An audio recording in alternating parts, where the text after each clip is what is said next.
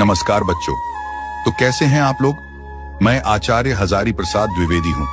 सुना है आप मेरा जीवन परिचय ढूंढ रहे हैं, तो आपको कहीं जाने की जरूरत नहीं है।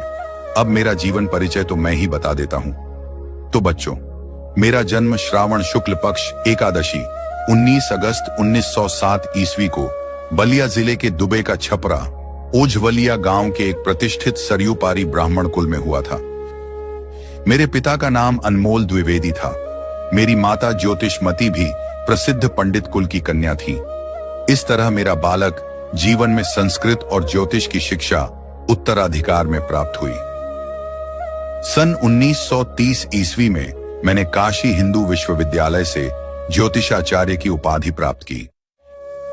मेरी प्रतिभा का विशेष स्फुरण कवि गुरु रवींद्रनाथ की विश्वविख्यात संस्था शांति निकेतन में हुआ, जहां मैं सन 1940 ईस्वी से 1950 ईस्वी तक हिंदी भवन के निदेशक के रूप में रहा। यहीं मेरा विस्तृत स्वाध्याय और सृजन का शिलान्यास हुआ।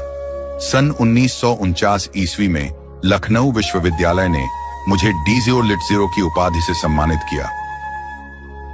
सन 1950 ईस्वी में मैं काशी हिंदू विश्वविद्यालय के हिंदी विभाग के प्रोफेसर और अध्यक्ष नियुक्त हुआ।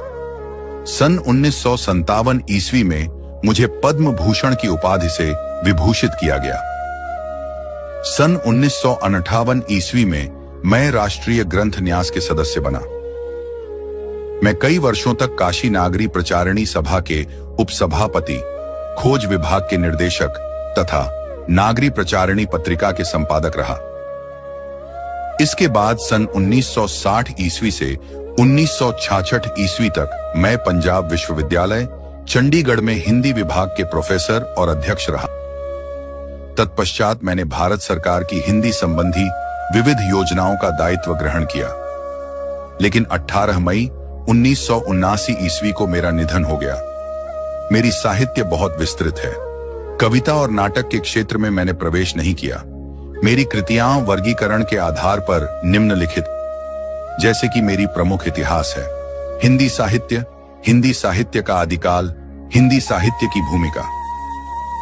मेरी प्रमुख निबंध संग्रह है अशोक के फूल, कुटज, विचार प्रवाह, विचार और वितर्क, कल्पलता, आलोक पर्व।